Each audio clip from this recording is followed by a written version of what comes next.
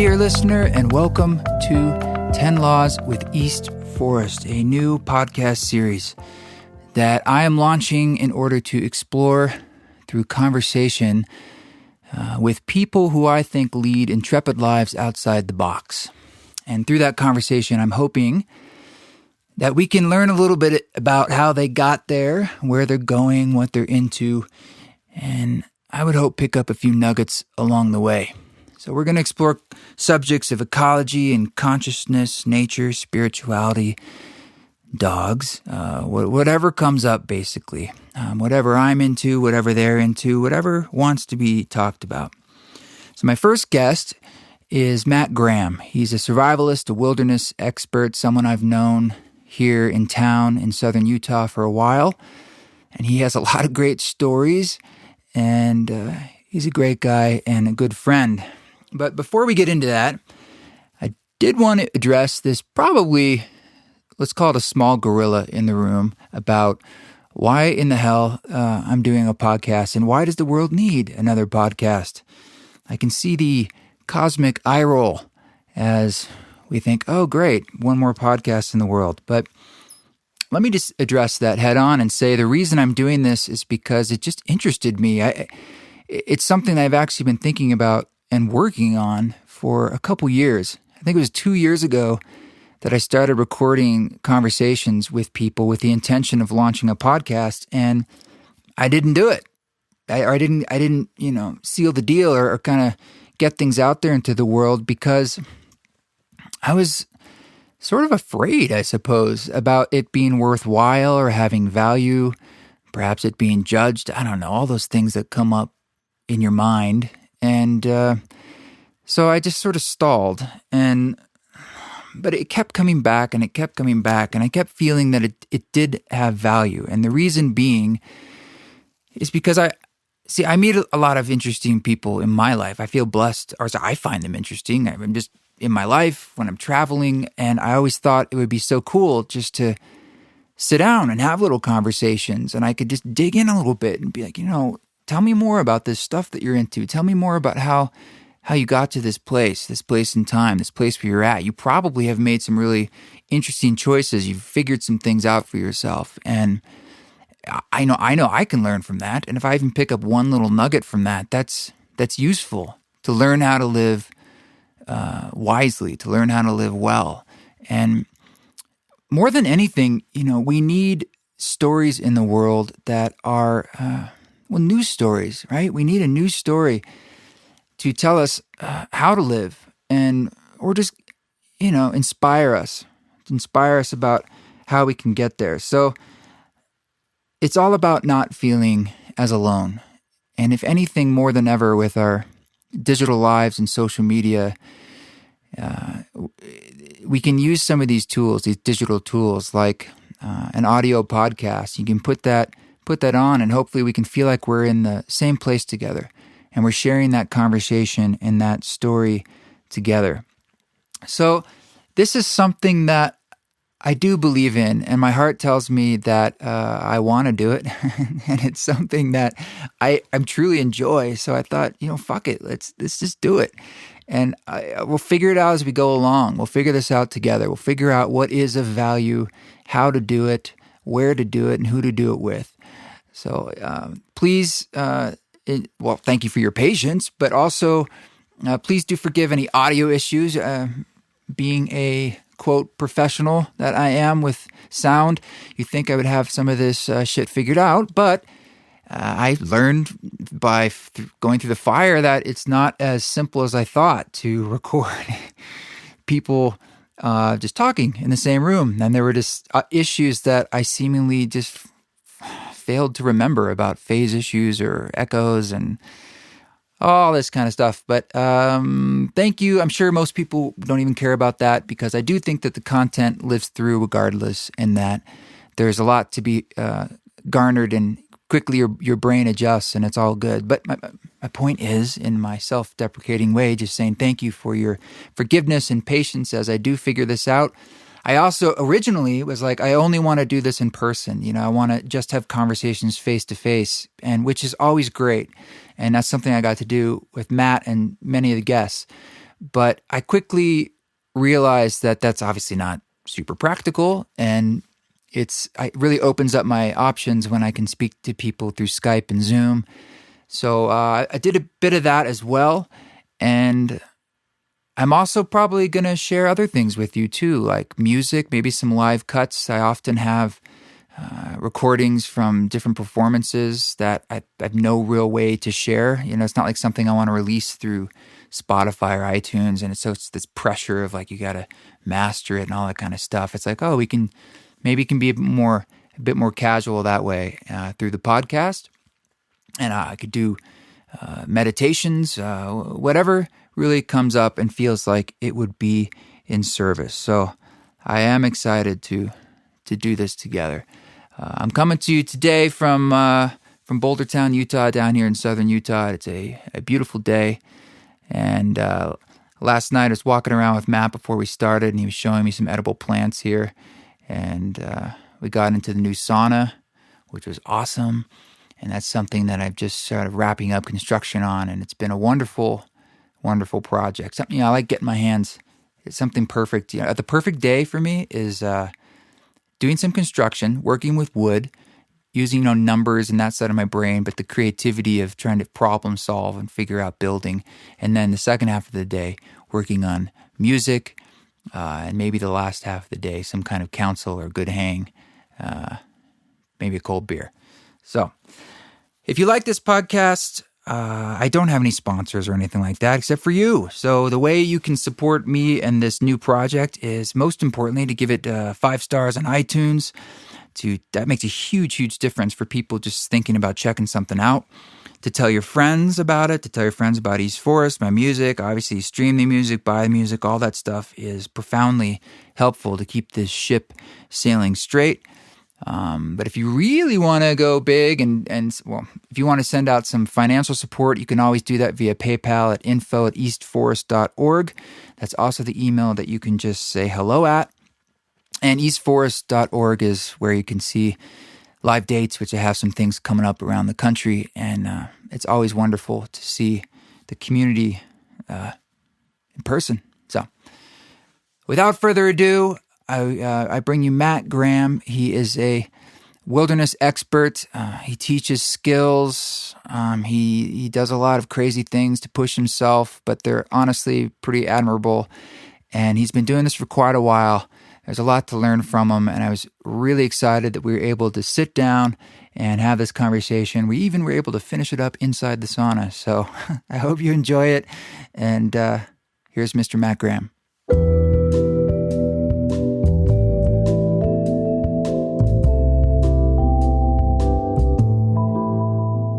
All right, Matt, thank you. I always like to have people perform minor surgery on themselves before we start talking. Yes. That was a deep wound. That was a deep wound. I lost a whole digit there. I think you're unsuccessful on your tweezering. My tweezering pin. It's one of the many perks to working with friction fires and sticks and stones. Right. If you don't draw blood, then we can't start. It's like we have to. It's probably an obsidian shard. Yes, that sounds cooler than like a piece of a beer bottle or something.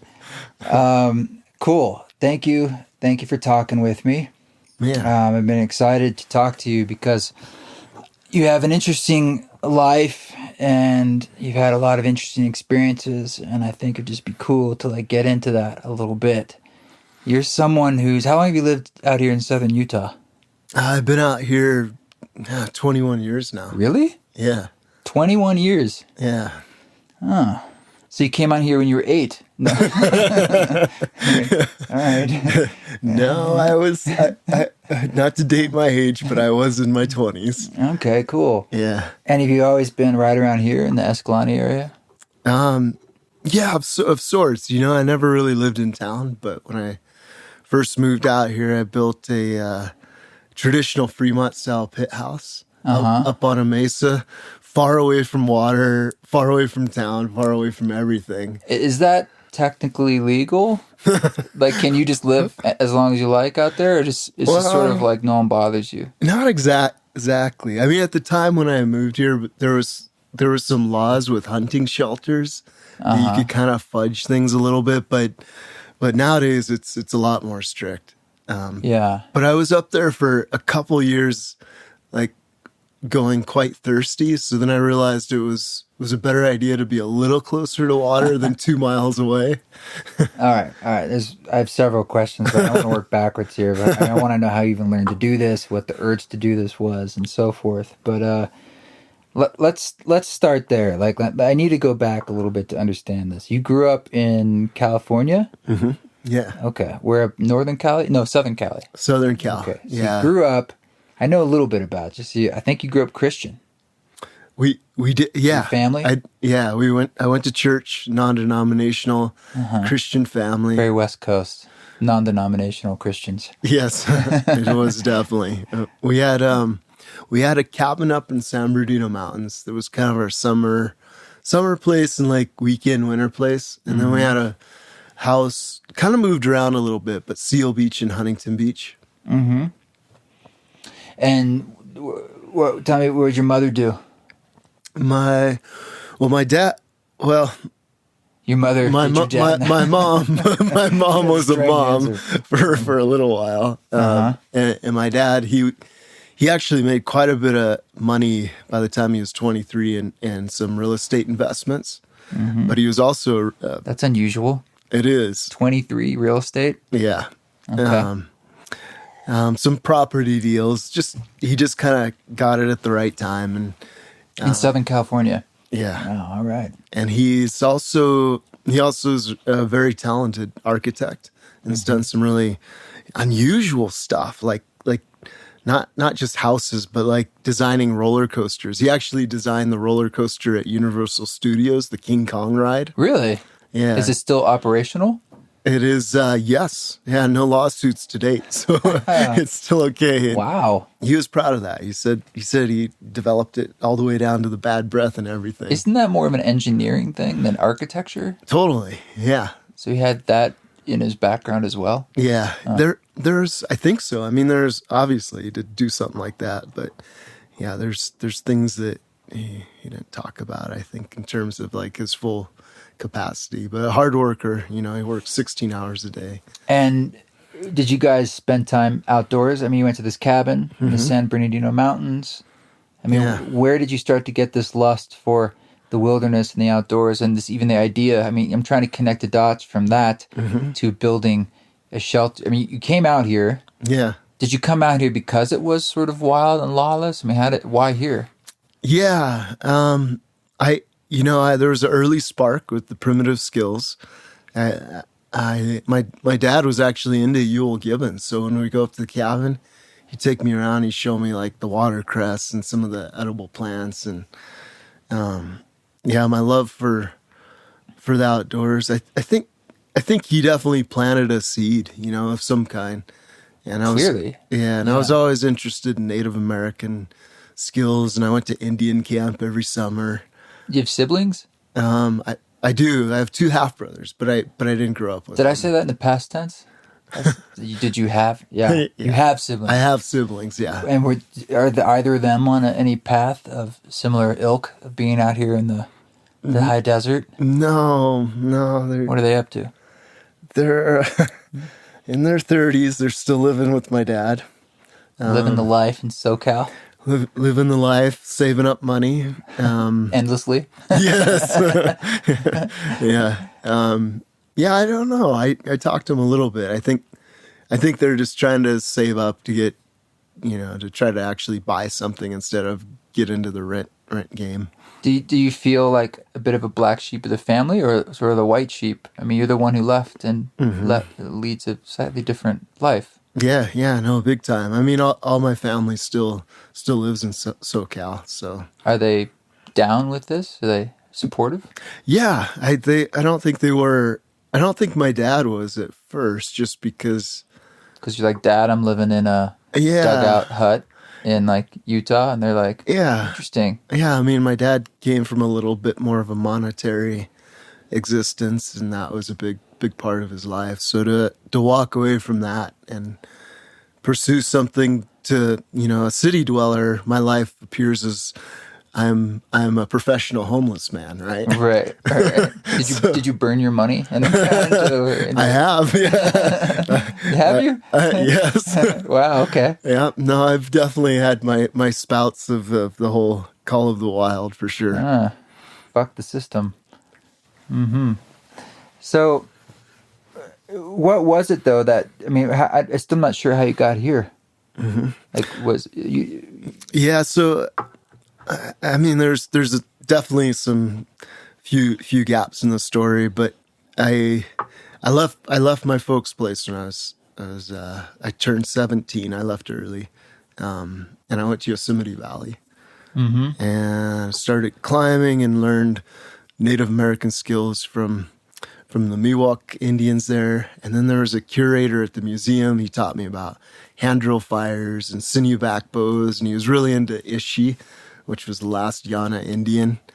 So what is that? Ishi, the last Yana Indian, he was like the last Stone Age man in 1911 to walk out of the wilderness. Oh, like an actual man. Yeah. Oh. So the supposed last Stone Age man. I mean, obviously that's just in Yosemite Valley.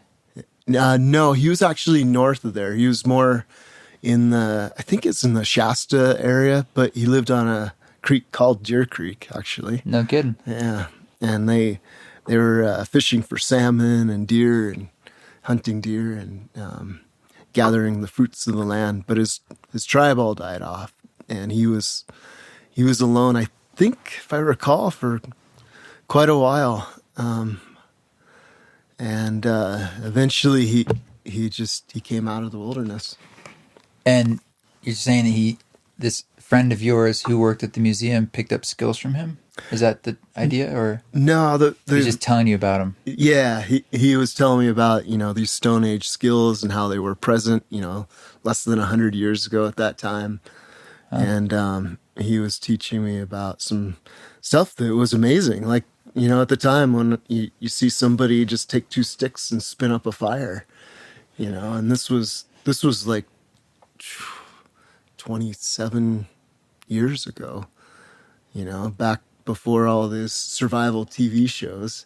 So we blame you for it. Yes. So were you just camping there, or were you living in town, or you were kind of spending time in Yosemite for the summers, the seasons? Yeah. Climbing? Yeah, I was climbing every day. When I first got there, I did a series of odd jobs, from working in an ice cream place, cafeteria, doing catering functions. And then I settled into the Curry Village Mountaineering Store. Mm-hmm. So I was there for a year and a half, and climbing every day and mountain running and doing survival, studying plants. And then I went on a little climbing tour around the West and came back. And at that point, I guess I kind of was starting to phase out of the climbing and just getting more interested in the wilderness aspect, because I decided not to go back to work, but more just try to live off the land and roam in the Sierras for a while. What about the winter? The winter, same thing. I'd do what I could, just hunker down. At the time, I was building natural shelters, but I had like a little mountaineering tent, and I would just bury it under the snow and pile it up with snow for insulation. Jesus, man. What'd you do for food? Stored up, and I mean, I tried the whole gamut. I tried to survive on very little, and I would eat pine bark. And I mean, how far were you? You're in the Sierras, so you're not that far from, if you really wanted to get supplies, or you could be like, screw this, I'm gonna wait till the spring. I could pop out. Yeah. And I lived in the Sierras a total of 6 years, and at one point I even worked in Mammoth Lakes for a little bit, but I still lived in my little mountaineering tent in the backcountry, and I would run into town to go to work. And how many girls could you bring back to this mountain tent? Oh man, I was a virgin forever. It's not like, yo, baby. It's like, we just got to hike in a couple miles, and then it's gonna be like in the snow. I had no clue what to do with girls at the time, and I was okay with that, because my love at that time was the land for sure. And that was just where my path was for that time in my life. What do you think spurred such a strong?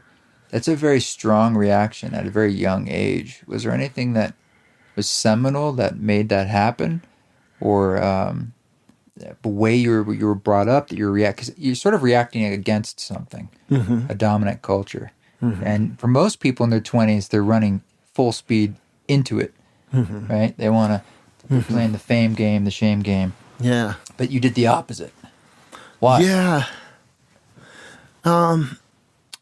You know, before I left Southern California, like I was kind of aggro, you know, at least in athletics, you know. Competitive. Yeah, like I was a really strong quarter miler, and then I went into doing triathlons, and I wanted to be a professional triathlete, and I was just like, I was hormonal, you know, intense, you know, and I was strong. I could have taken all those things somewhere, but when I went to Yosemite, climbing like really softened me up. Like, because when I first started climbing, I tried to apply that same sort of aggro to the rock, and it wasn't really getting me anywhere. And What kind of climbing were you doing? Well, at the time, I was doing what they call trad climbing, traditional crack climbing, like climbing, no aid climbing, but climbing, you know, some of the longer routes. You know, some of these routes were 15 plus pitches, you know, Yeah. these 2,000-foot walls. I think climbing's terrifying. I've done it a little bit. I'm just like, this is madness. I was terrified of it too. Like It's so scary. Yeah, I was deathly afraid of heights when I first started climbing, and I was aggro. Like at one point, like I even like just gave it up, and I was just starting to trail run again, and I was like, oh, maybe climbing's not for me. And then I sold all my gear, but then I started bouldering, and then I was like, then I started, I don't even know what happened, but I just started free soloing like these easy routes. They're like 5-4. And I'm like, oh, this is cool, you know? And I wasn't climbing aggro anymore. I was meditative because I didn't have a rope on me. It's like, I can't go aggro. Yeah, right. You got to pay attention, slow down. Totally. So then I was like, oh, that's not bad. So then I did every 5-6 I could find. I'm like, oh, it's not bad. Did every 5-7, every 5-8, every 5-9, you know? And I was pretty soon I was free soloing these 2,000-foot walls. And What? and just, yeah, I just had this new love for climbing that was a soft approach. In fact, there was a climber in the valley at the time named Peter Croft, who in the 80s, like if you're a climber, you know who he is. He was the world's top free soloer in the 80s. And I'd climb, and Peter was like a little wizard. Like he'd just show up out of nowhere, and he'd watch me climb. And then I'd come back down off the wall, and he'd be gone. This happened for a while, like a month. And finally I ran into his wife, and I was like, hey, Joe, you know, Peter watches me climb once in a while, you know, but then he's gone. And Joe's like, oh yeah, he talks about you, and he says he likes to watch you climb because you climb like you love the rock. That's sweet. Totally. You know, and that was a big stepping stone for me, because like hearing that from somebody that's such a, you know, a passionate, strong climber, it's like, okay, I broke the aggro spell, you know, from just like wanting to be So intense. like an elder that you respected saying the right thing kind of was something that helped break a certain spell for you? I think that was part of it, you know. Or it was more acknowledging something that had already happened? Is like helping you witness it, see it in the mirror? Yeah, I think there was an acknowledgement happen, but I was feeling that too. I'm like it wasn't just a love for the rock. I realized I was cultivating a genuine love for the land itself, and that's where the climbing became less important, because it really became about, it's not only the rock, but it was like, how do I respect and love the land? I went from being this aggro athlete to somebody that like really wanted to understand and have a deep connection to the earth and the planet.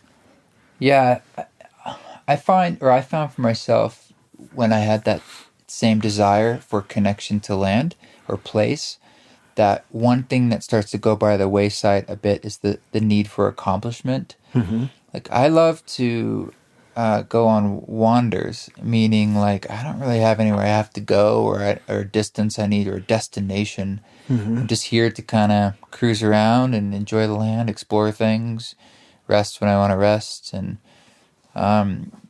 that's very different than like you have to get from point A to point B in this amount of time.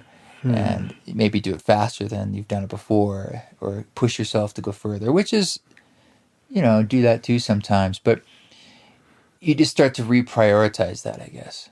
Yeah. It's more about just the experience. Mm-hmm. Yeah. Well, you haven't lost your sense of internal competitiveness, though. So just as what I know about you is like, you push yourself. Yeah. Yeah. I mean, I like you choose to do things that are not necessarily easy, where you could choose not to do those things. Yeah. And there's a reason why. Yeah, but I think the difference is that I don't push myself to beat anybody. You trying to beat yourself? Trying to beat myself up. Yeah. Part of you. Yeah. I mean, no, seriously, like. No, I think I'm just always searching for the best version of myself, in connection to the land. And in the early time, like I was inspired by these crazy endurance stories about, Native Americans running for 5 days straight and like covering 500 miles. And like, that was appealing. Like hearing that they could do it off like 5 tablespoons of chia seeds, John Muir, apparently, who just got like some crackers. Yeah, breadcrumbs, right, yeah. Right. And I hear all these in a wool suit. Yeah, and it's like, I mean, those are like all these early survival stories that inspired me. The mountaineers in terms of, how they'd approach the winter survival and all these stories. So I was recreating them, in a sense. I was like, in terms of the capacity that I could do. So I would like go out and run as far as I could with no food and see when I would collapse, and because you just wanted to find your limits? I wanted to push my limits to the point where I knew that whenever I reeled it back, it would always feel easier.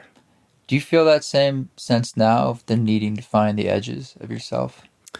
Not as much. No, I mean, I think life has various phases, and I feel like at this phase in my life, like I have pushed a lot of those outer limits. And there are times when I'm like, as I age, like I wonder, I'm like, oh yeah, what can I do now? It's so like every once in a while I do go push it a little bit, but I'm never pushing at the edge of the boundaries that I was in my 20s. Yeah. Hopefully none of us are. If we are, someone needs to slap us. Like, bet you're too old. Yeah. Yeah. Yeah, man. Well, it's beautiful. I mean, you told me, I want to get into about the time where you spent 6 months out. That was that when you first got here? Around that time? No. I first came here to this land when I was 24. And I came over here because there was a survival school. Boss. Yeah, Boulder Outdoor Survival School. And I was in California and saw an ad for the school in a magazine. And it was right up your alley. Yeah, I'm like, cool, somebody's actually doing this. I didn't even know that existed. So I called up the school and asked them if I could teach, and they said, well, you got to take a course. You called them and just asked to teach right away? Actually, I got Dave Westcott on the phone. And he's like, wow, who are you? Yeah, could I come over and teach you guys? Yeah. I got a few tips. Yeah. I've been living in a tent in the snow up in the Sierra, so I got a few things to show you. I ran across California when was the last time you guys a couple times. From running? I did that this weekend. Okay, yeah. Yeah, it was more like I just wanted. It wasn't like I was like I want to show you stuff. I just wanted to be part of the teacher tribe. Yeah. But Dave Westcott was totally cool. He's like, come on over, and so I rode my bike over and just like I fell in love. You rode your bike over? My bicycle, yeah. From California? Yep. Tied a little blanket to the handlebars, and it was pretty. It was like bike packing, but 20, 21 years ago. Yeah. And Yeah, I was so aggro. I had a mountain bike with slick tires, and I was pedaling 130 miles every day. So Dude, I got here in like 6 days, 7 days. how much food were you eating? Oh, I mean, it was a bike ride, so I'd stop at a gas station, Yeah, you need some calories. eat some something, some orange juice, some beans. Wow. So at some point, you decided that you needed to push yourself further, and you're like, I'm going to go out for 6 months. And you started it, I believe, on the winter solstice around that time. Yeah, Which is not an easy time No, it's to not. be out, not just for the cold, but there's also not a lot of edible food out there. All right. So why didn't you wait till spring? What brought up this inclination in the first place? Well, it was my typical teaching seasons always started in the summer, and typically I teach summer to fall. But that year, I wrote down a series of goals, and I was at the time like I'd gone out many times solo for 40 days, but never beyond that, and I was teaching month-long courses. Yeah. So Boss does a 28-day 28 courses. day, And, yep. Yeah. And I was feeling like I kind of felt like I was just scratching the surface at the end of all those time periods. I'm like, what else is there? So I was writing down some goals, and I wrote down, I'm going to stay out for 3 months. And I looked at that. Fuck it, double it. Yeah, I looked at that, and I'm like, nope, that's not enough time. so I'm like 6 months. And then I thought about it more, and I thought about my teaching schedule. It ended in November, and I'm like, winter solstice. I'm going to go out. I'm going to come back summer solstice. Damn, man. So and you didn't come into town? No towns, no spending money. And most of it was solo. I mean, when I say most of it, it's because like I would Bump into people? occasionally bump into somebody, but I didn't see anybody for like a legitimate like 2.5, 3 months during the first. So you must have gotten hungry. There must have been some time. That's an understatement. Yeah, really pushing it. You know, I packed like a big canvas bag when I left, and I packed rations. You know, half of it was food that I gathered, and half of it was like some leftover Boss rations, like the rice and quinoa and like nuts and stuff. And Were you cooking over a fire, or did you bring fuel? No fuel, all fire. I had acorns, and I dried nettles, and I dried mint, dried some elk meat, and so I had a good base. You know, I had enough that if I like stretched it out real minimal, I could get through the harder parts of the winter. To like March maybe? Well, February? not March, but yeah, like February, later February. Still pretty cold, yeah. Yeah, totally. You know, and then March came, and those food supplies were pretty much out at that point. And March was a tough month. I remember like getting weaker and weaker every day, like just not coming up with enough food. And it got to the point where my sleeping hours it had to be at least 18 hours a day. Oh my God, it's not a good sign. No. And then when I tried to get up, I literally it felt like my body, even though my body was like dwindling, it felt like I was pushing 1,000 pounds just to lift myself out of bed. I mean, what was there to eat at that time of year? There wasn't much. Is there any fish or anything you can trap? Or I was eating some fish that I had strength to go get.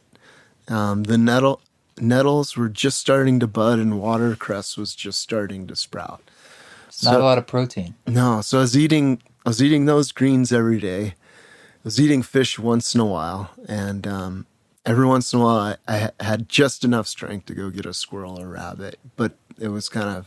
What kind of tools did you have to hunt or trap, or you had a knife? I used the atlatl to fish, and I got skilled at both the atlatl and the javelin for fishing, so had a really... Like a spear? Yeah. Just throwing a spear. A really short throwing spear.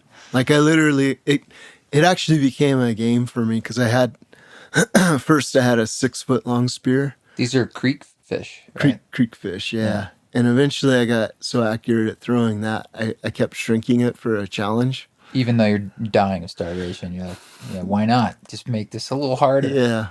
Well, Ride that edge. The fishing wasn't hard to do. But I also like recognized, I don't know what it was, whether it was mercury or something else, but I recognized I could only eat so much fish before my body. Mercury retrograde? No. Yeah, it's starting to glow out there, you know. So what? It just got into spring, and then you had a little more to eat, and you turned the corner. Yeah, it was more than that. I felt like during that time when, like, my body was getting weak, I was losing a lot of weight. Like, I'm sure if I would put myself on a scale at that time, I probably would have been 120. What'd you start at? 160. Oh my! So it's bad news, bears. Yeah, a lot of weight loss. Scary stuff. Must have been screwing with your mind. Yeah, I remember during that phase, like some really interesting detox was going on. Like, so that I hadn't seen a dentist in like 8 years, and I had a bunch of tartar on the back of my teeth, and it started coming off in like sheets. I was like spitting it out for like a week and a half. Okay. Like just these little chunks of tartar, and I'm like, wow, this is weird. Sure, it wasn't like a tooth, or you were afraid of. No. And I'm spitting this out, and then after a couple of weeks went by, all of a sudden, like, there was no tartar on my teeth, and my mouth tasted like candy. It was like sweet. Okay. Are you trying to say like this is like a form of having good dental care as opposed to just getting a cleaning? Or, well, I mean, I'm all for like no X-rays and stuff. But, yeah. I mean, yeah, sure, it's one way, but no, it felt like I was going through this like heavy detox. Yeah. I couldn't lift my body out of bed. Tartar was coming off my teeth. And then all of a sudden I had this sweet taste in my mouth, and my strength returned within a few days. Like, did you eat new things at this point? No, that's the bizarre part of it. I was still only eating maybe 500 calories a day. Oh no. But all of a sudden the strength came back, and I felt strong. My senses felt open. Felt like I could hear, see things, smell things that I hadn't seen before. How far were you from the closest town if you needed to go in? At that point, I was only 5 miles away. So I could have broke it and walked in. And you never did. No. Wow. But and then at this point too, it's like I got over this deep sort of cleanse, and then also it was warming up. Animals were starting to move around, and things started to get a lot easier with hunting and everything like that. So, I mean, I keep going back to this, but obviously in this process, there's a deep pushing of limits. I mean, for instance, you were really emaciated. You needed things. You could have used. There's no rule book to say, hey, I'm just going to go get some more rice in town and come back. Mm-hmm. But you didn't. And there's something about you, again, that's looking to find the edge of what's possible for you. Mm-hmm. And I don't know if that's not just physical, but that's something emotional.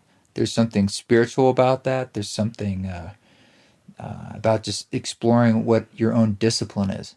Mm-hmm. That's very disciplined. Yeah, but that's not a bad thing. Yeah, I'm just trying to observe. Well, I hear what you're saying. Behind it's an amazing story, but behind that, I'm like, this is a really interesting motivation. It's an extreme act of getting away. Mm-hmm. See, I hear what you're saying, but I didn't look at it like that. I looked at it as we as a species of humanity simply lost that practice and lost that discipline, and I was trying to find it. So it's an extreme act of diving in, then, in a sense. It's like you're going deeper into what it means to be, and you're kind of saying like you weren't in touch with the part of your humanity that you wanted to be in touch with, that most of us aren't. Yeah, for me, like, actually, like, a driving force, honestly, was I I wasn't trying to like deny culture, deny where humanity was going. Mm-hmm. I was simply looking at humanity as a whole and feeling like nobody else is doing this. Nobody else is understanding the roots of where we came from. And I think part of it was ego. Part of it was like, just finding a way to be different. And it's something from your youth too that you're talking about. Yeah. Like that it's a bit of aggro in that of For yourself, sure. Internally with yourself. But honestly, like I'm just being honest with the process. I think a part of it was ego, but not the majority of it. Well, like I sincerely felt like we as humans all of us were leaving it, and it felt like my duty. I felt like I was born, like that was part of my mission in life, was to go tap back into those deep earthen roots and really understand what we left behind. Well, thank you for doing it for us, for picking up that baton so I don't have to go out there for 6 months. And then I'll do a week trip with you. How's that sound? Yeah, you better. I'd love to do a walkabout. I've done loads of backpacking, but I haven't done much where I do a lot of foraging. Mm-hmm. Yeah. I mean, I'm a little scared because I know before we were doing this, we were walking around my land here and you were pointing out the wild onion, but then next to it, what did you call it? The death. What's it called? Death camas, and then the spiderwort, which that's bad too. No, spiderwort's good. I don't like anything that involves spiders, frankly. But the fact that there's a plant called the death anything next to the tasty onions, and I'm supposed to just like, it's just a little scary. It's a little intimidating, No, it's all reachable. It really is. Yeah. Well, it's good to have someone to at least tell you, like, start here. Don't eat the death thing. It's step one. Yeah. Did you ever, when you were out there, mess around with any psychedelic plants like datura or anything like that? Or I mean, at that time, but yeah. You ever been out and? No, starvation was enough of a hallucinogenic in itself.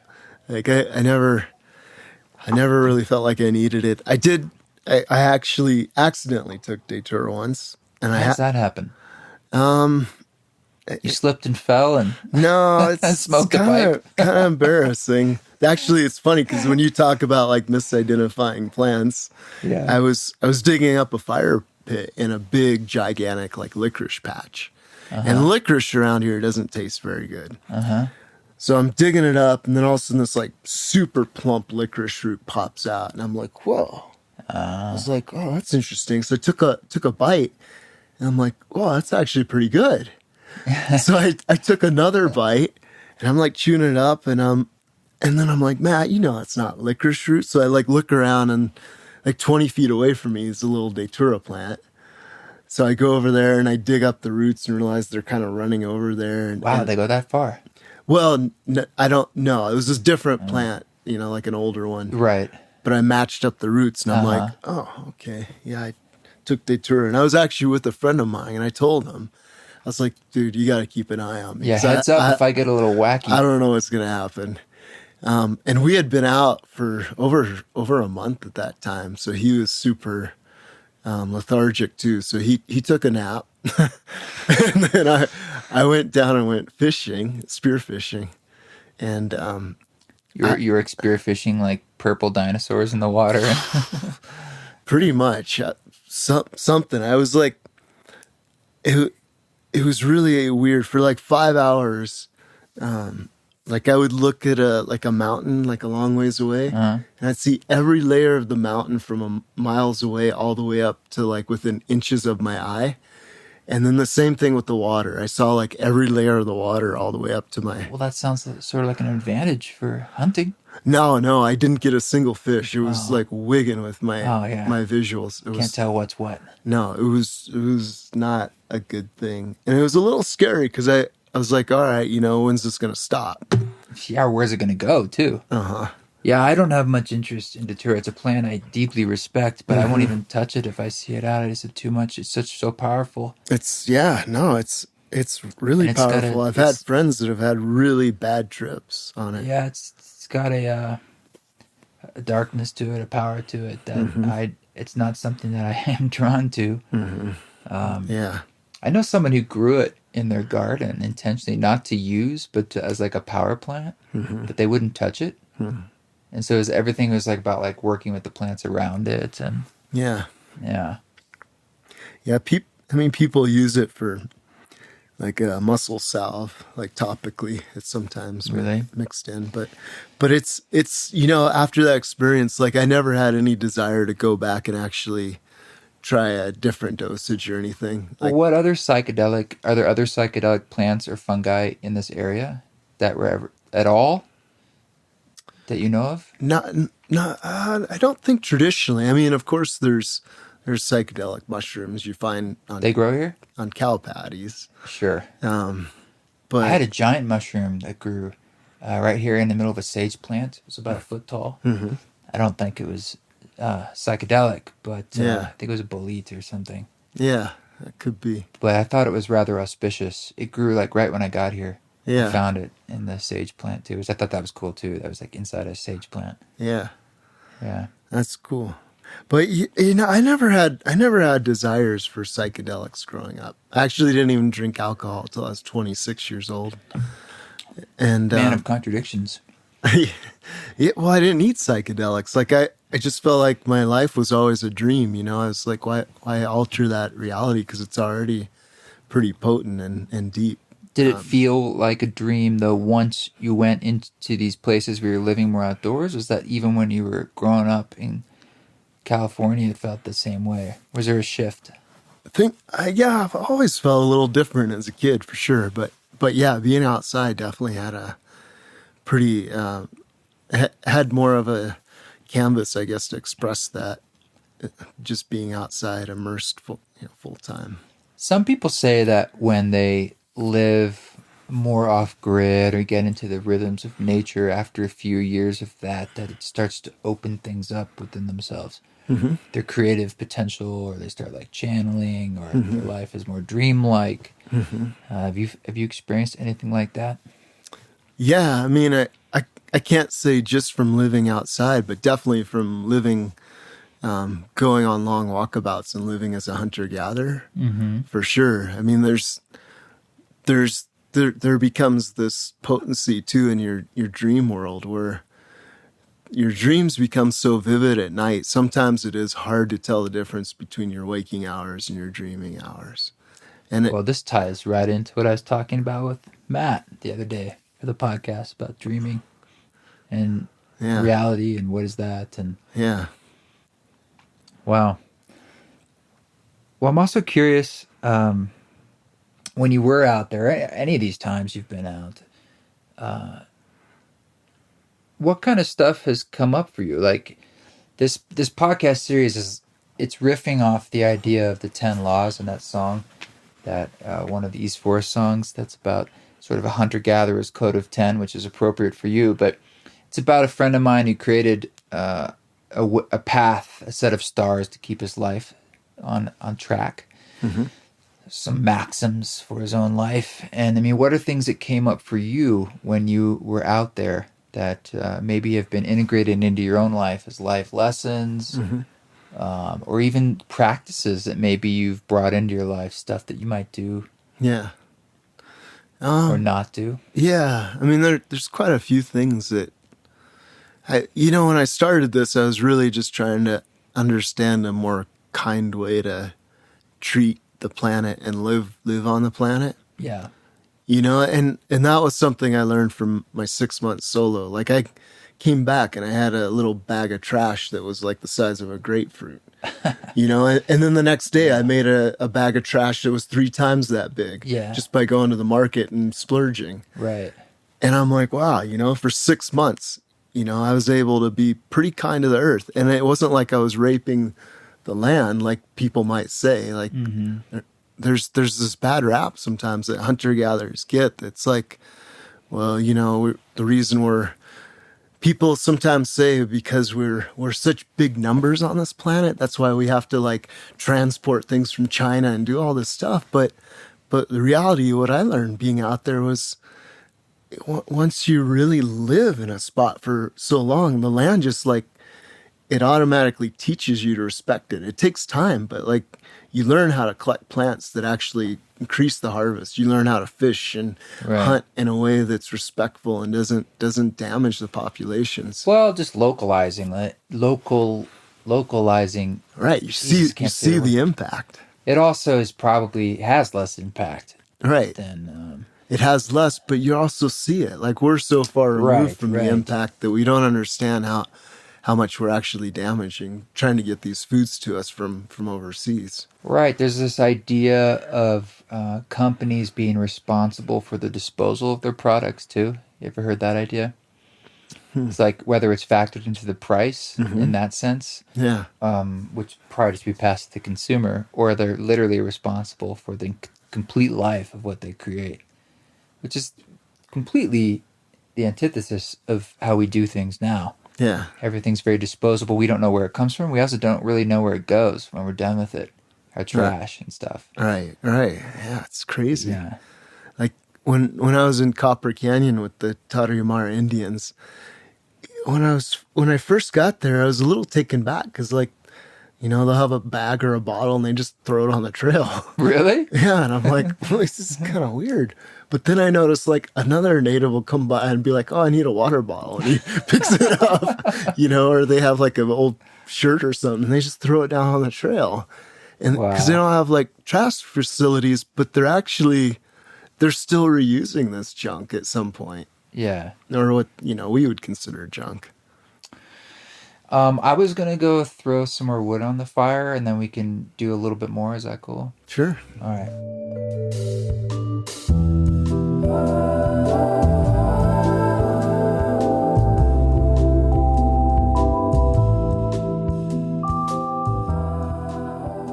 All right, we're back. We got that sauna cooking. You're the first guest to come to the sauna. First guest? What? That's like podcast. Oh, yeah. Well, oh shit, that's not true. Well, because I talked to Day Morning Altars, but it wasn't like the same time. Yeah. So this is more like the full meal deal experience where it's like it's all part of the thing. Yeah, it's been nice, fully encompassing. We can take this into the sauna. Awesome That's tacos. My goal. Yeah, and you can actually bring these mics into the sauna. Well, I'm gonna try. Cool. I would like to. Why not? Yeah. We'll wrap it up in there in a second. Okay. But here's what I wanted to ask you. When you've been out there, some of these times or some other times, there must have been a few occasions besides like being emaciated and starving that you've had some scary experiences. Mm-hmm. And everyone loves a good story. And I'm just curious. This is partially for my own sake. You ever seen a cougar out here? A mountain lion? I've seen a lot of cougars out here. A jaguar? A lot, really? Yeah. This is my thing with the cougars out here is like I'll see like massive prints, real fresh prints, or I'll hear like other people telling me what they saw like just that day or like right where I am. Like, oh, there was an 8-foot cougar like, over there, or this morning, and there's a den right over there, and like I'm sort of mesmerized by mountain lions because I love mountain lions. They're gorgeous, but the fact that you probably would never know they're watching you, the fact that they attack from behind and get you. Well, and above too. Like that's why we don't see them, because a lot of times they'll find a little bit of a high perch, and we don't look up, and deer don't look up very often either. Right. So mountain lions take advantage of that. They'll sit kind of like up on a boulder behind or tucked in a little tree, and they at least they have plenty of deer to eat here. Yeah, they do. So there's no shortage of that, and they've never been known to attack anybody here in this region. Right. But you have seen some. I've seen quite a few. You ever been cornered at all or anything like that? You're in between a cub and a mama? No. I had one almost step on me in the middle of the night, though. What? Yeah. You were just asleep and you woke up and there's a mountain lion in your face? Yeah, I was sound asleep. I was kind of in a P&J forest, and the wind was, my head was faced up the canyon. The wind was hitting the top of my head. There was a pretty strong breeze. And I remember, you know how that sensation when you're like in deep sleep, but you're trying to wake up, but you're so tired you can't? like you're starving to death? One of these things? No. It's no like, math. I don't know. Really? I guess so. Yeah, there are times where like when you're in deep sleep, it's like a grogginess. Yeah. But like it's almost like when somebody wakes you up, but you're not ready to be woken up. Yeah. So I had that sensation, like I needed to wake up, but I was having a hard time doing it. Yeah. And I'm like just slowly starting to come out of that, and then I hear this like step right next to my head, next to your face, next to my face. Yeah.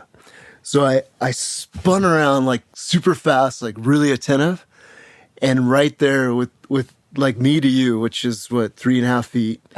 I'm staring at this big head of a mountain lion. You must have startled the lion. And this lion was stout, like it was full blown, like strong adult lion, and he was same thing too, like full on tense.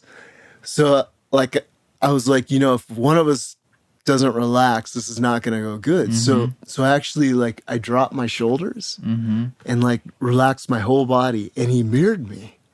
It was really cool. Like he was like full on. And then he became your pet. And then you were like He-Man, and you had Cringer. I wish. No, the story's not quite that romantic. But he relaxed, and he looked at me for maybe another, like, felt like a minute, but it was probably like another longest minute of your life, 10 seconds or so. And then he just like slowly backed up, and he went away. And wow, it's kind of hard to sleep the rest of that night. Oh my God! But in the morning, I got up and I looked at the tracks, and he didn't know I was there until that step that I heard. Like he was just casually strolling along. He couldn't smell me, see me. Well, there aren't a lot of people out there, just sleeping on the rocks. Right. Wow, man. I've had one experience sort of with the mountain lion. I was in Mount Jefferson Wilderness in Oregon, and I was brushing my teeth at night, and it was, I don't know, 10 or something. And I'm just standing like in an alpine meadow, brushing my teeth. And like in the darkness, I see what appears to be a cat, like doing that lumbering with the shoulders, do that kind of cat thing. Yeah. And it's coming directly towards me, like making a beeline, but walking. Uh-huh. And the adrenaline starts going, and I immediately think like, don't look afraid, even though you're afraid, because you got to appear like calm. Because what am I gonna do, right? Yeah. Stab it in the eye with my toothbrush, So, like, and I'm just full of adrenaline and trying to look cool. Yeah. Just trying to be like, I'm just chilling in this alpine. It's all good, mountain lion. And it comes up. It's getting closer and closer and closer until it's like 3 feet, and it's coming right up to me. And then I see it has a collar on, and it's like a yellow lab. And awesome. it just like gotten loose from some other backpacker. And he's like, I'm cruising. He's like, hey, what's up? And he's just like, how you doing? And he's just the happiest like dog. And I'm just like, oh, what the fuck are you doing? And then he just took off, and I'm like, he's gonna go freak somebody else out. He's just cruising around looking for food. That's a big lab. Oh my God. Yeah. Well, it had that yellow color, and he was I think he was a little afraid too. He was doing that walk, but he was excited too. He was coming kind of quick. Like some guy. Yeah, I'm gonna go say hi. So that's my experience. I'm sure I've had some mountain lions looking at me from time to time, but I never knew, You can feel them sometimes. My favorite experience with a lion, that was actually when I was in Sequoia National Park. There was a trail that I used to run like four times a week, and I think it was 3.5 plus miles, maybe almost 4, down to this river bottom. And I'd run it before work. I'd go down there and then climb back up. And I was like the only one on the trail for some reason. How far is this run? It's like almost 8 miles total. For work, little 8-mile run? Yeah. Why not? I do that all the time. Yeah, well, that was my short run. Then the other days I do a 20-mile run. Of course, see if you could collapse. Yeah. but that's that you'd push yourself. It's like, how far can I run? And then you see if you collapse at work. It's like, how long can I work? Yeah. Oh, no, that's my short weeks. I mean, at the time, I was like running 120 miles a week when I was training hard. But I mean, you've done some long distance marathon type, ultra marathon running. Yeah, a lot of long runs. But so one day I was coming around the trail, and there was a mountain lion like just sitting on the trail. and it was sitting on the trail facing the direction I was running, but was looking over its shoulder. At you or the At other me. at you? And it was like it was literally waiting for me. Like I came around the switchback and it was just like chilling, kind of chill body. And it looked at me, and then it got off its hind legs, kept looking at me, and then like wished its tail a couple times. Yeah. Looked at me again, took 2 more steps, looked at me again, and wished its tail. And I was like, Was it flirting? well, no, like its body language was like relaxed, but also it was like it felt like it was saying, "Come over here." So, Oh my god. so I go trot over. I got some buddies over here. I trot over there Yeah. to this mountain lion, and You're then madman. and then we start running down the trail together, like he's my pet. Oh my god. It was crazy. So I'm watching this, like, it was beautiful. I'm watching the back of this mountain lion, like muscles just rippling, and he's just like loping, like he could like probably run like 3 times as fast, but we're running like jogging, pace, like maybe 8 to 10 miles an hour. And we go down the trail, and he's just staying on the trail, and every once in a while he just kind of looks over his shoulder. And then we do a switchback, and we do like 2 switchbacks, like 2 big switchbacks, and we actually traverse eventually under this big granite cliff. And going back on the 3rd switchback, he stops and he looks at me again, and then he looks straight up at the cliff we just traversed under. And he looks at me again, and he like kind of wished his tail. And he looks straight up at the cliff, and then he just shot up it like a lightning bolt.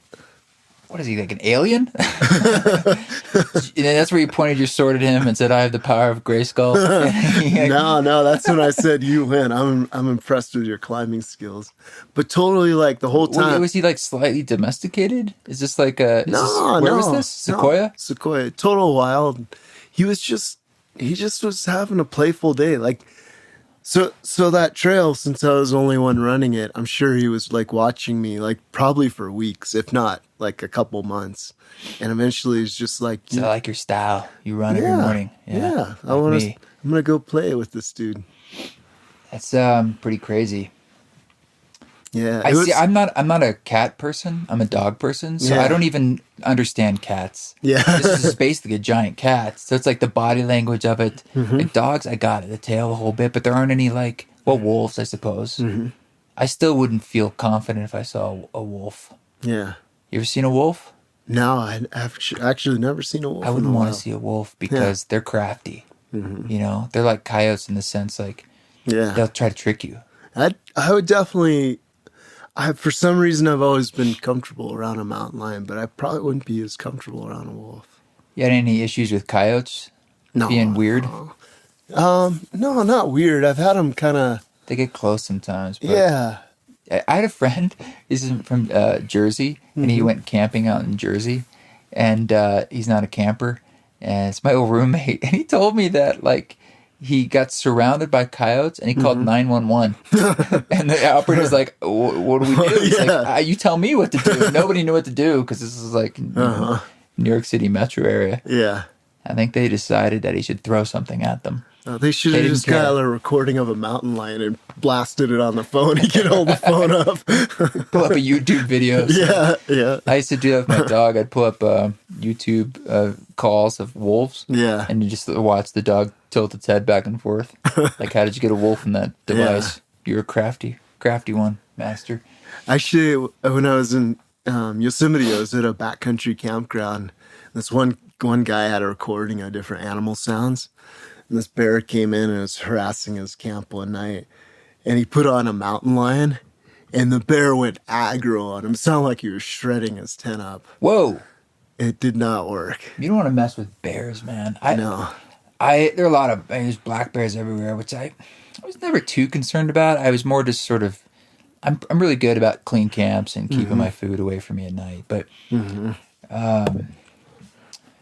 did some backpacking in Glacier. Yeah. And there's so many people that go there, and you have to permit it the whole bit, and they tell you which you have to sort of camp in their backcountry camps because of the grizzlies there. And there's they obviously know you're there, and they want them to not get used to scoping out your food. And so we I woke up one morning and I would have my pack like in that little vestibule of the tent. You know what I mean? I have a tarp tent. You ever seen those? Yeah. Great tents. So it's like there's a piece of mesh and then the pack's right next to me, but there's a cover over it. You know what I mean? Yeah. And I woke up, my pack was gone. So I'm like, A, that's a problem. B, oh my God, like a bear like pulled out my pack to peep it out and took it somewhere. Yeah.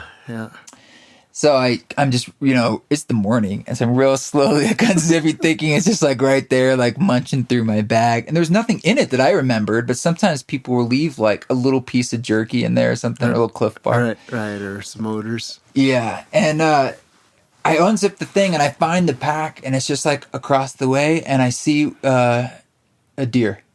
And they were interested in the sweat, like the saltiness of the sweat, and they were eating my straps. A deer. That's pretty bizarre, actually. It is bizarre, but at least it wasn't a grizzly bear. Yeah. Everywhere, it's the same thing like the mountain lion. Everywhere I'd go, someone would say like, I swear to God, like you'd see these steaming, heaping piles of bear shit. And it's all blueberries, which is a good sign. Yeah. But steaming, meaning like it was just here. Right. And one time I'm hiking down the trail and I see a rock with like a note under it. And there were these people hiking before me. They're probably 15 minutes in front of me on the trail. So I assume it's from them. And I pick up the note and it says, on your left is a family of bears. And so you do that whole thing. You're just kind of slowly turning to the left. It was up to, which I was used to looking up. I could have walked right by it. Nothing there, of course. So it's just like you always knew, or you'd run into someone like, did you see that pack of grizzlies? Where? Oh, just right there, heading down the hill. No, I don't see them. Where were they going? Did they put a time on the note? I think they might have, or something. But I mean, it was the same thing. We were seeing these steaming piles of shit. Yeah. I don't know. I don't know what's worse. It's like seeing the animal, hopefully in the distance, or it's just like, the smells, the prints, the scat, all around you. It's like they're playing with your mind. Yeah. I don't know. I've been more terrorized by like chipmunks and stuff, frankly, and crows and stealing food from your camp. Yeah. Well, you wanna sauna it? Sure. Yeah. I mean, I know we're gonna sauna. See, we can do this for a little bit before these things get too hot. Mm-hmm. Okay. Yeah. Sound good? Yeah. So, how hot we get in the sauna? It gets up to like 165. I can't seem to max it out past that. It's not the largest room, but I like doing the cycles of that into the cold dunk and cool. Yeah. Yeah, it's pretty nice little setup you got there. Well, it's not even finished. Yeah. But it's functional. Handcrafted of your design. Yes. Me and Omar. Yeah. Yeah, I like designs where you don't have designs. You just we both stood there and like, what do you think? Like 12 feet? You're like, all right, we started building. And you start building, you're like, wait, we should have like put this thing over here and this there. But yeah, I also thought it would be cheaper. But out here, man, it's been a learning curve of materials and Yeah. Yeah. Well, I'm excited to go in there and sweat a little bit. It's not a competition. We don't have to faint. We don't have to like push our limits, man. This is just pure pleasure and good health. Good times. Okay. What do you think? I'm a masochist or something? Yeah, a little bit. Yeah.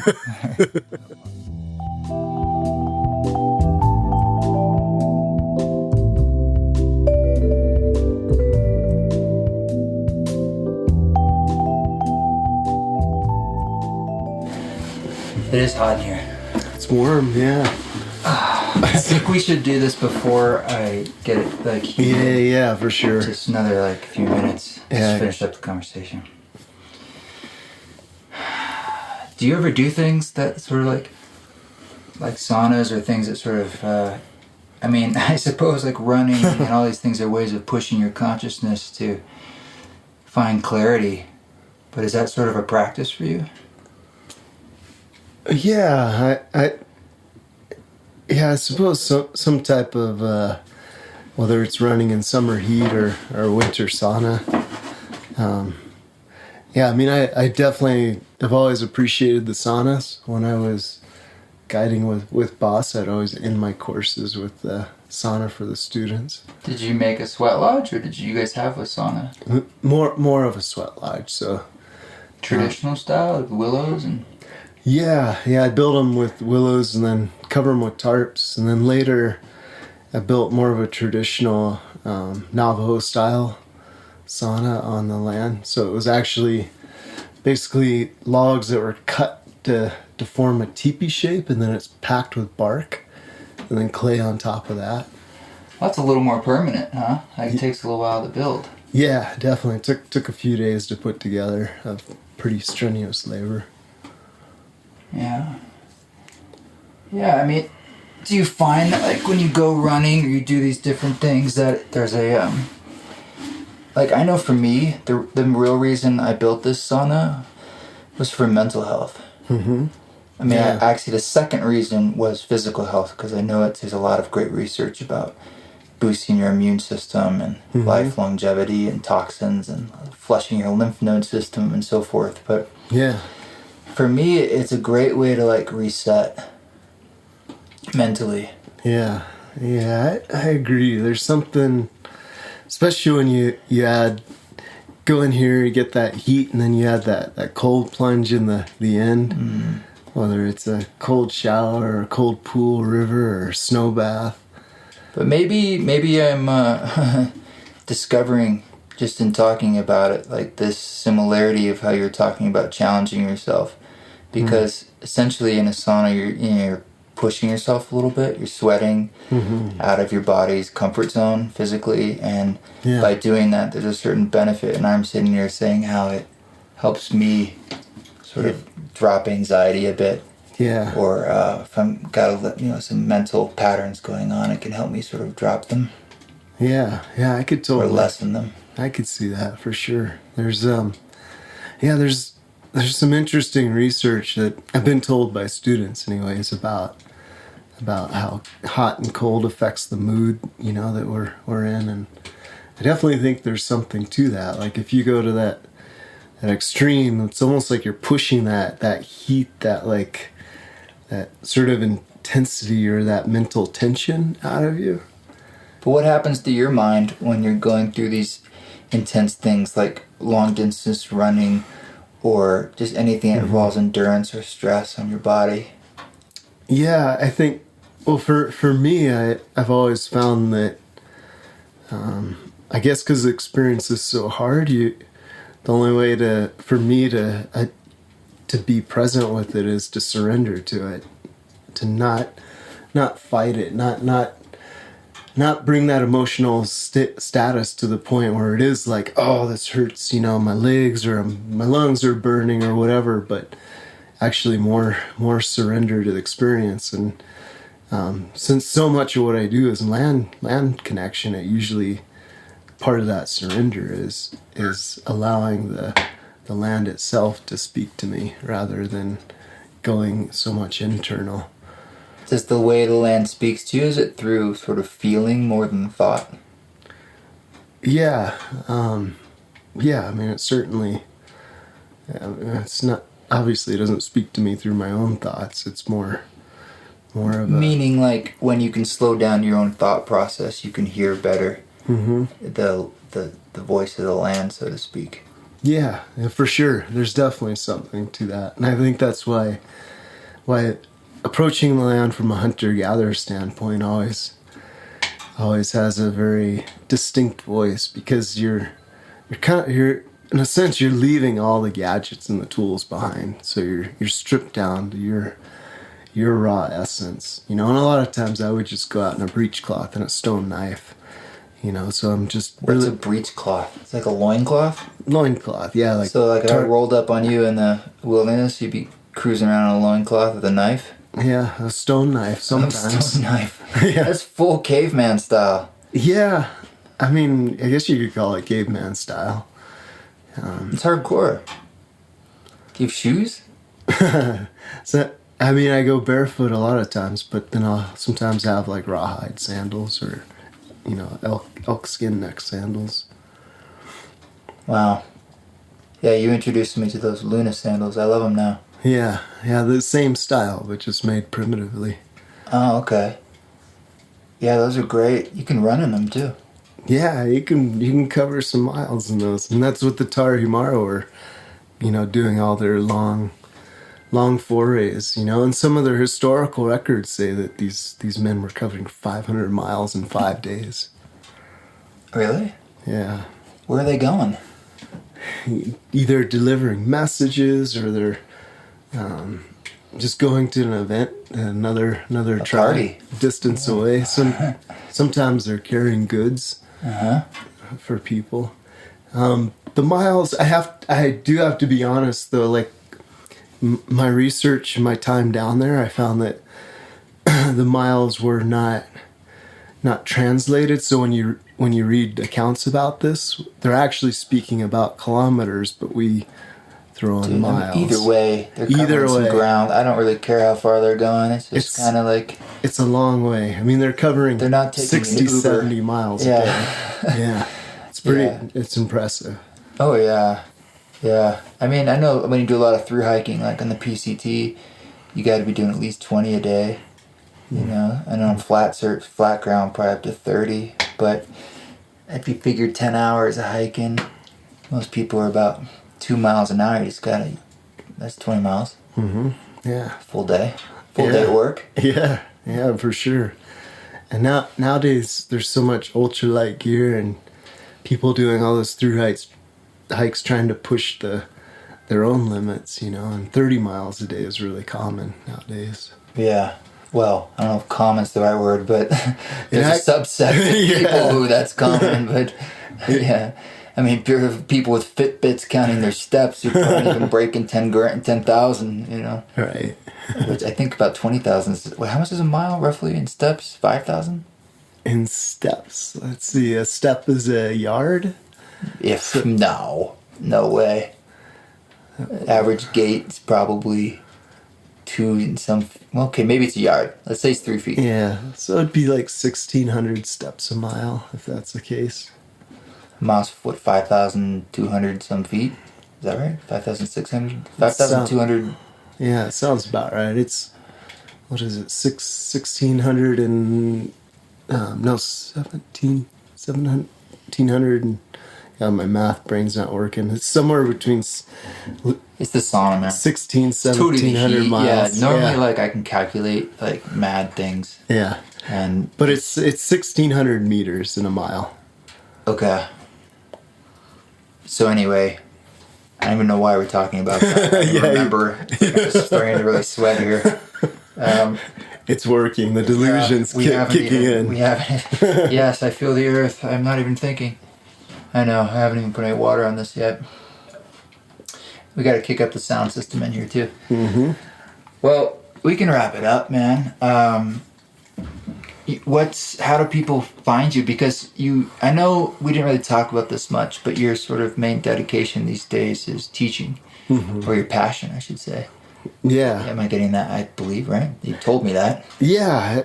I mean, my main passion is teaching, but also still continuing to connect with the land and bringing things full circle. Like I have this goal this year, starting in the Summer Solstice to the Winter Solstice, which is the other 6 months a year, to make a commitment to not use any monetary currency and no motorized vehicles.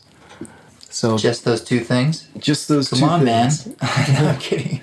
So what that means for me, I'm still going to document it.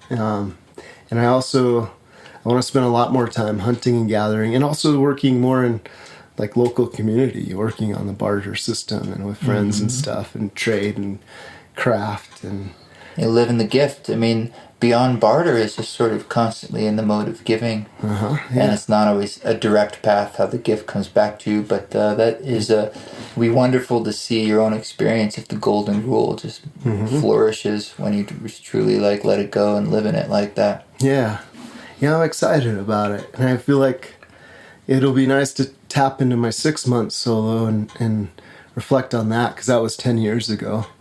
And doing this now, which encompasses the other half of the year, so it's perfect. Yeah. I'd like to write about it and mostly just connect with the land, so I continue to have stronger instruction and lessons and gifts and things to bring to students when I do teach. So you're going to be riding bikes and walking?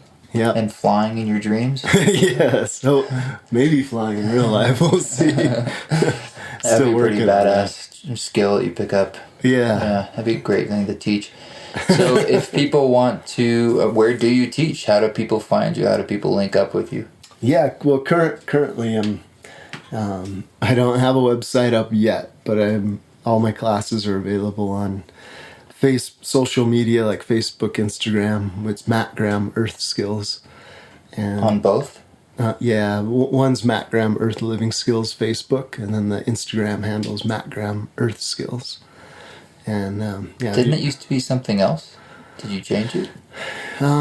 Wasn't it Matt Graham Survivalist? Yeah, that was the original handle. I didn't get on social media until this summer. So somebody else actually started it as a fan page. But then I took over and changed the name of it. Oh, okay.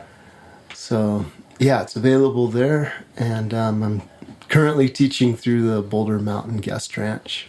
Right, which is where I do the retreats that I do. Yeah. And you led a hike at the last one or the one before that? The last one, I think. Yeah, and as you know, I remember I gave you a first aid kit and you were like, yeah, we might need this. And I think you used it too. But everyone was totally blown away. And it's the best hike ever. Yeah. I think you took them just over wild country, which a lot of people haven't done before. Mm-hmm. You know, gotten off, quote, trail. I know around here there aren't a lot of trails, but yeah, it's a great feeling for folks. Yeah, you had a great group, to take out, and it was fun going over fires and plants and shelters with them. Yeah, one day. Mm-hmm. Not even half day. That's awesome. Well, I think we should fire up this thing and get deep into these cycles of hot and cold. Yeah, that sounds like a plan. Yep. All right. Thanks, Trevor. Thanks, dude. Yeah. Appreciate it. All right, there you go. That's Mr. Matt Graham on the first episode of 10 Laws with East Forest. Thank you so much for listening. Don't forget to give us a good review on iTunes. Don't give us a bad one. We don't need those. If you feel that way, you can go listen to something else. And please say hi, info@eastforest.org. Tell your friends about all that good stuff. This music you're hearing in the background, the theme music, this is the song Code of 10, and it's off the East Forest album titled Orbits. I believe that came out in 2015, and it was for the AWOL Dance Company when they asked me to kind of rework a lot of my catalog, and so I was reworking the song 10 Laws, and it became Code of 10. If you'd like to check out that track, you can pretty much find that one anywhere. And I will see you on the next episode. Keep walking your walk. Don't take any shit, but if you do, do it with grace.